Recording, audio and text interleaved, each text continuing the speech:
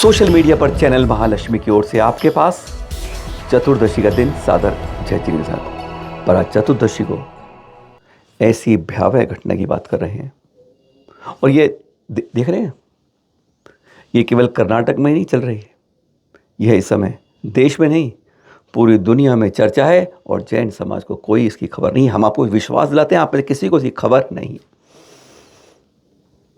धर्मस्थल डॉक्टर वीरेंद्र हेगड़े, अरबों खरबों का दान, हजारों लाखों को रोजाना मुफ्त भोजन, कुछ इस तरह की बातें। और उस धर्मस्थल के गांव के अंदर कर्नाटक में जो बात करें, दक्षिण कन्नड़ के अंदर की, वहां पर सैकड़ों हत्याएं, यौन शोषण और पता नहीं क्या क्या आरोप लग गए हैं, जो इस बारे में एक वह कर रहे हैं कि इसके अंदर कौन इस तरह के लोग हैं जो आज इस शाही फैमिली को, जिन्हें भगवान कहते हैं दक्षिण के अंदर, उस पर इसके अंदर ऐसा काला धब्बा जो कि अब खतरनाक रूप से सामने आ गया है।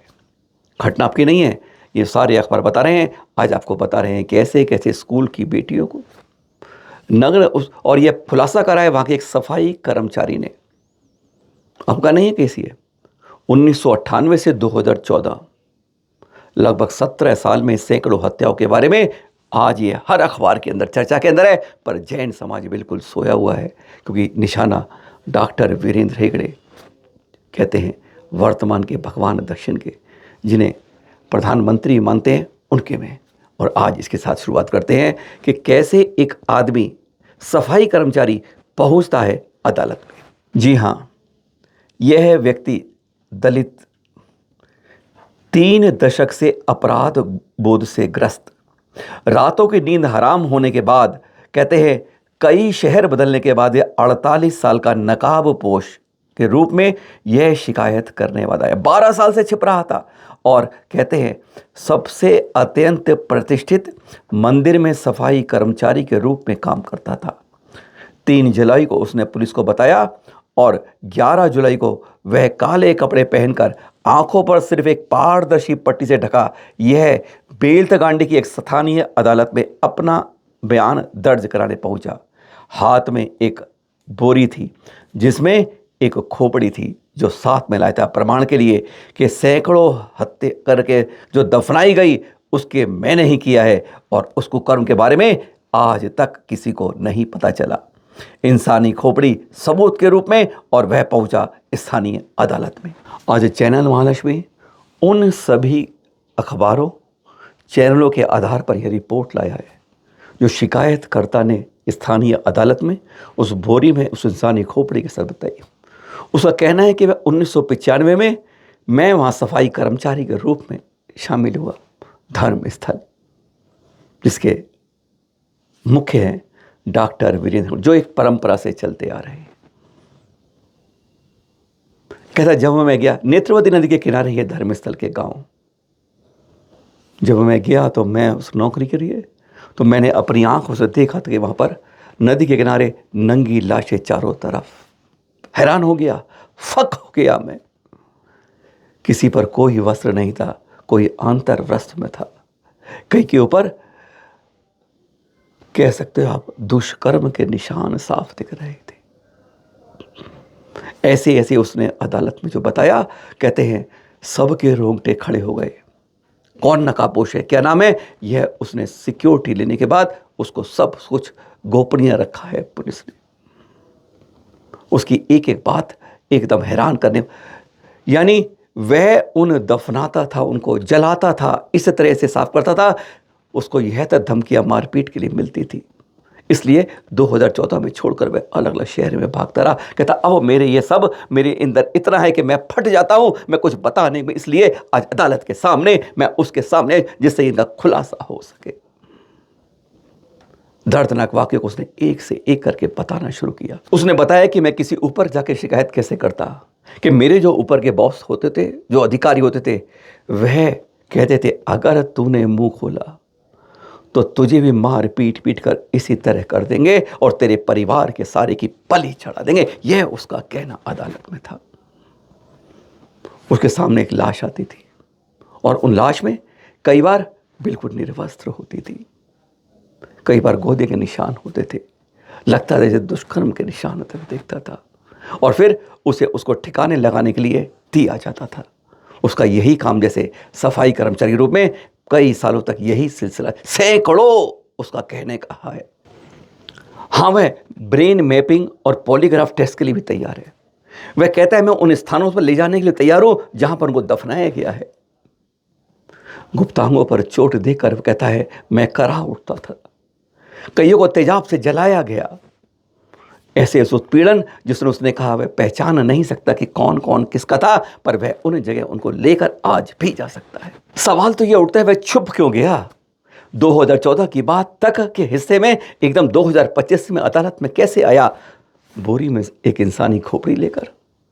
इस सवाल में उसका भी जवाब है कि कहता है एक बार मेरे सामने ही हमारे परिवार की एक लड़की का यौन उत्पीड़न किया गया। मैं करा उठा कि मेरे परिवार के साथ इस तरह हो रहा है, अब मैं यहाँ नहीं। वह पूरे परिवार को लेकर भाग गया, जगह जगह चक्कर लगाते लगाते बदलता रहा, क्योंकि उसे मालूम था कि अगर वह सामने आया तो मारपीट से उसकी भी यही दूसरा करके इसी तरह के जाएगा और पूरे परिवार को खत्म कर दिया जाएगा। उसकी कहानी में क्या लगता है कि क्या यह किसी के द्वारा कही गई कि 11 साल उछली निकाली गई, यह अभी तक इसे है, क्योंकि सरकार द्वारा स्पेशल इन्वेस्टिगेशन टीम सिट की इस पर बैठा दी गई है मुख्यमंत्री के द्वारा। उधर पूर्व मुख्यमंत्री पे कहते हैं हाँ जांच हो जानी चाहिए।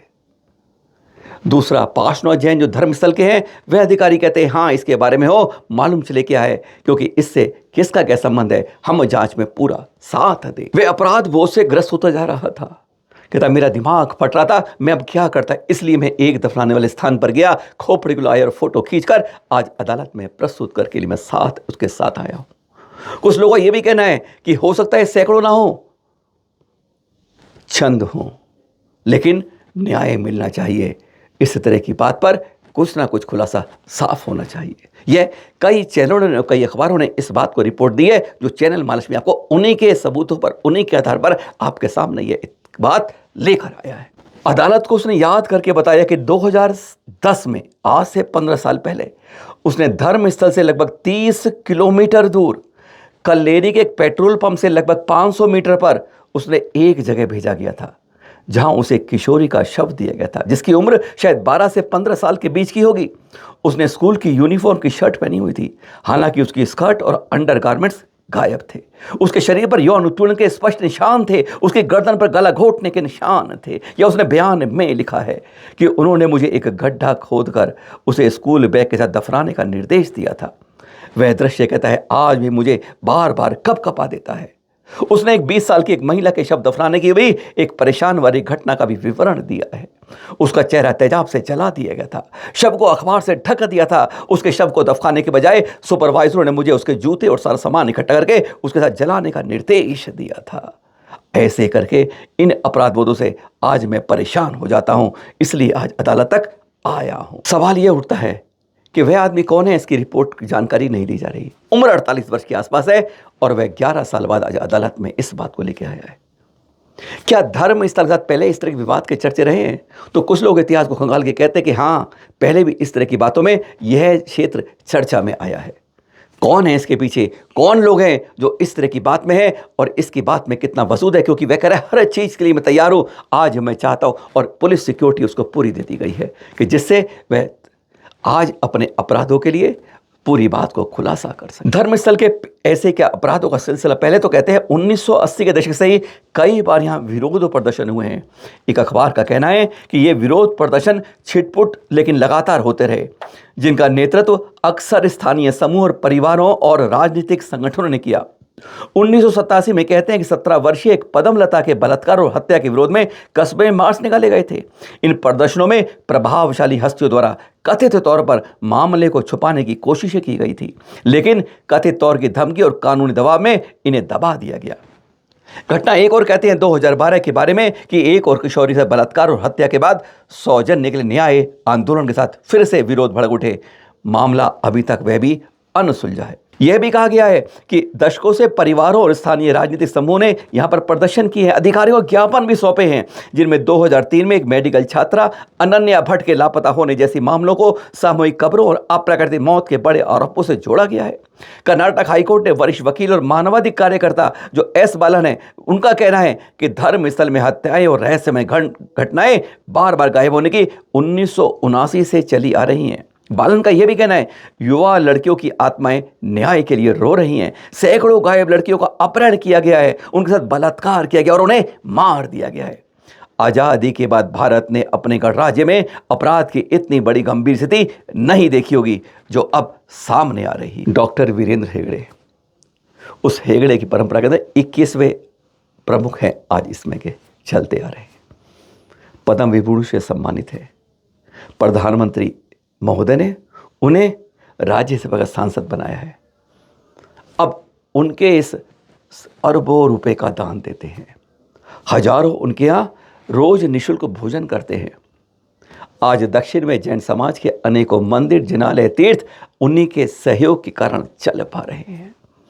जहाँ पुजारियों को वेतन देना हर जगह के, यानी दक्षिण में उनको केवल जैन की बात नहीं कर रहे, प्रधानमंत्री महोदय तक कहते हैं उनके बारे में। अगर नतमस्तक होते हैं तो केवल एक व्यक्ति है जो डॉक्टर वीरेंद्र हेगड़े सामान्य रूप में जिनके आगे नतमस्तक हो गए, उनका गुणगान करते हैं हमारे प्रधानमंत्री भी। उनके उस क्षेत्र में उन्होंने इतनी विशाल एक मूर्ति लगाई हुई है, बाहुबली की प्रतिमा वहाँ पर, इसका 12 वर्ष में बड़ा विशेष रूप से, जैसे श्रवण बेलगोल का है वैसे ही वहाँ भी महामस्तकाभिषेक होता है।